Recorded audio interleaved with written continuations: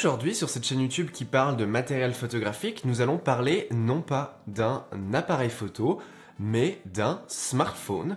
Plus spécifiquement, un smartphone d'il y a 12 ans, car ses caractéristiques photographiques sont très intéressantes. Je vais bien entendu vous montrer le plus possible d'images que j'aurai réalisées. C'est un petit peu un challenge que je me suis lancé, le challenge de prendre des photos avec ce smartphone d'il y a 12 ans, mais c'est un challenge qui ne fut pas si difficile que ça, parce qu'on est effectivement face à un téléphone qui était extrêmement compétent en photo et qui sur bien des points est toujours supérieur à ce qui se fait aujourd'hui.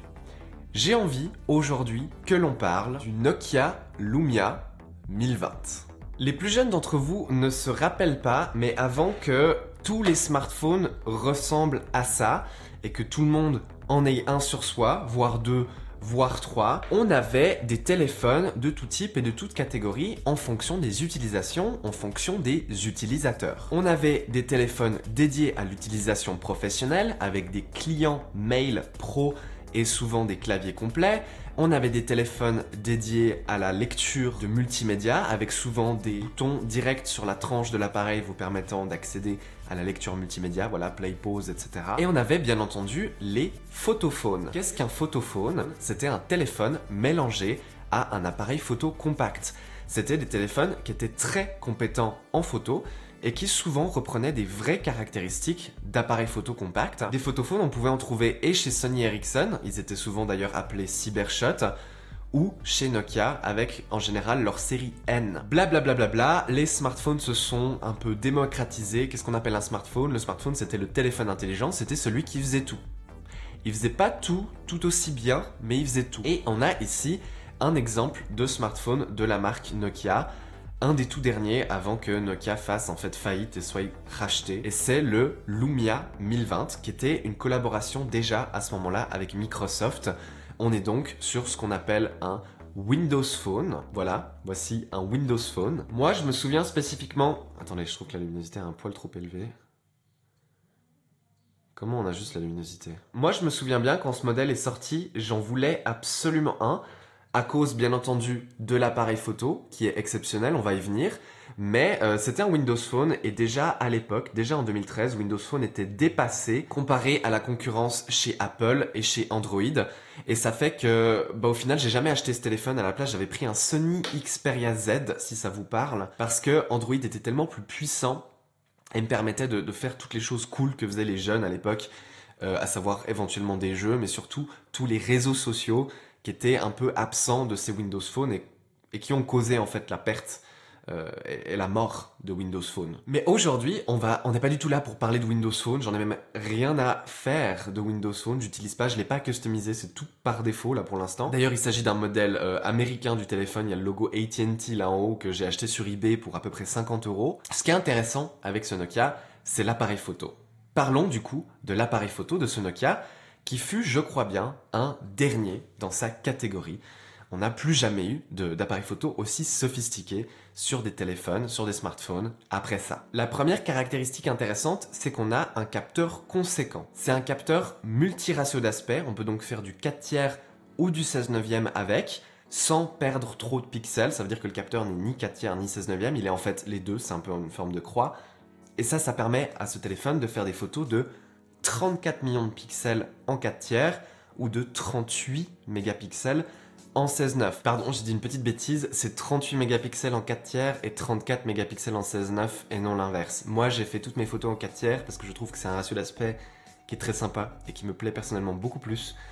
Voilà, désolé, je me suis trompé. Hop. Ce qui était plus qu'incroyable à l'époque, alors je sais que les pixels ça fait absolument pas tout, je suis même le premier à le dire, mais on se rappelle qu'en 2013, quand ce capteur ici faisait 34 ou 38 mégapixels en fonction du ratio d'aspect que vous choisissiez, l'appareil plein format avec la plus haute résolution, c'était le Nikon D810 qui n'en faisait que 36. Ça veut dire que si on voulait faire des photos plus haute résolution que ce smartphone, à l'époque, on était obligé de passer en moyen format numérique. Le capteur, comme je l'ai dit, est conséquent. Apple ont mis 11 ans à rattraper la taille du capteur. C'est seulement avec l'arrivée de l'iPhone 14 Pro qu'on a eu un iPhone avec un capteur plus grand que celui qu'on a dans ce Nokia. Là aussi, assez exceptionnel. Mais si ce Nokia avait un capteur très grand et très haute résolution pour l'époque, qui est aujourd'hui un peu en dessous de ce qu'on fait avec les smartphones actuels, il fait 2-3 trucs différents des smartphones actuels qui sont assez exceptionnels. Le premier, c'est que cet appareil photo, ici, est équipé d'un obturateur mécanique.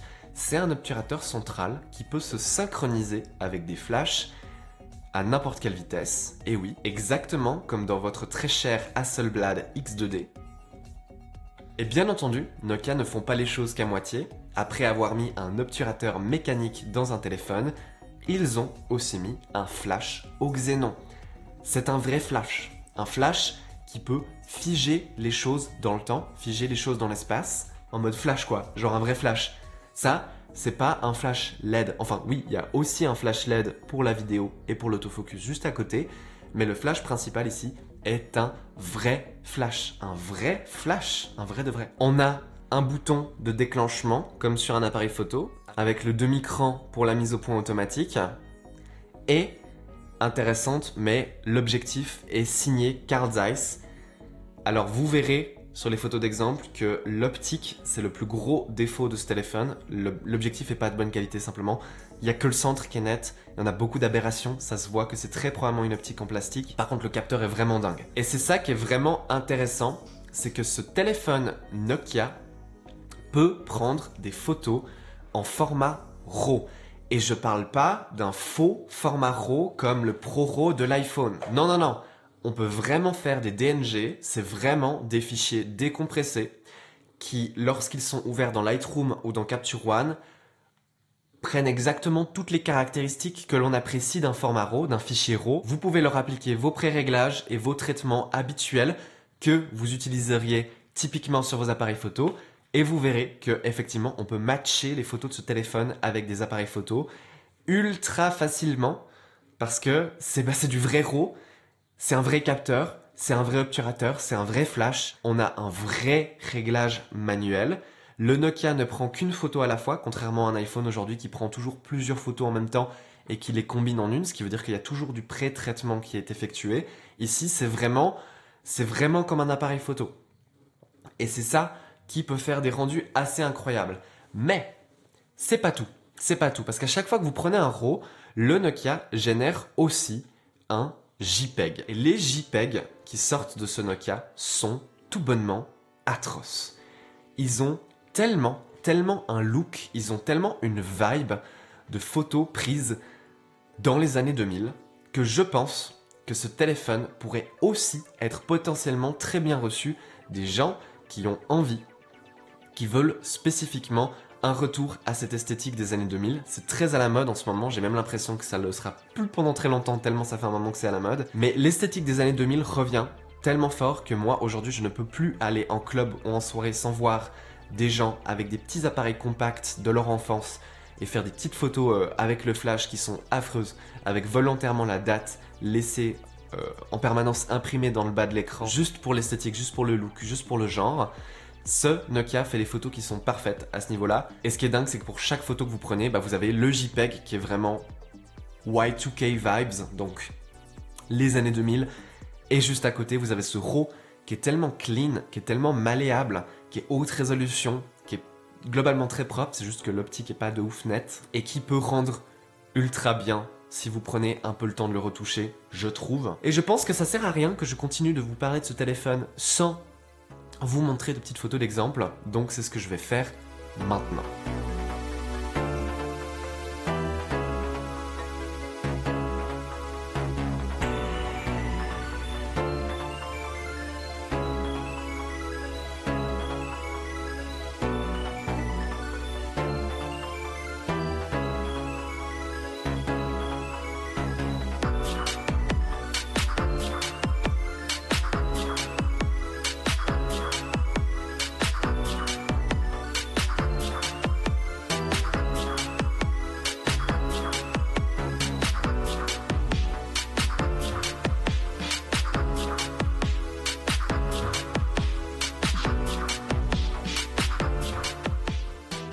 Merci d'avoir regardé cette vidéo. J'ai envie de blablater pendant 2 minutes encore avant que je coupe tout. Merci d'avoir regardé les exemples d'images, j'espère que ça vous a plu.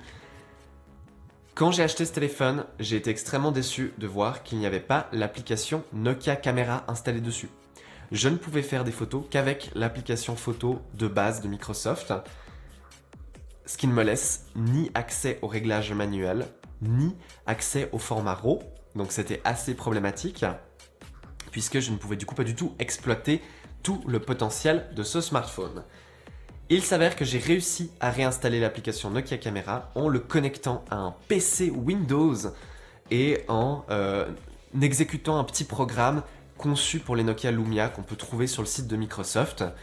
Et effectivement, le téléphone a redémarré et l'application Nokia Camera était de retour. Alléluia, j'ai pu faire des photos correctement et exploiter concrètement, complètement le potentiel de ce téléphone. Ensuite, je voulais juste m'excuser de ne pas avoir sorti de vidéo pendant un petit moment. Je suis en grosse réflexion de qu'est-ce que je fais concrètement. La dernière vidéo sur le Phase One m'a demandé beaucoup plus de travail que ce que je pensais. Et j'ai eu pas mal de retours, mais j'ai eu pas mal de retours négatifs aussi.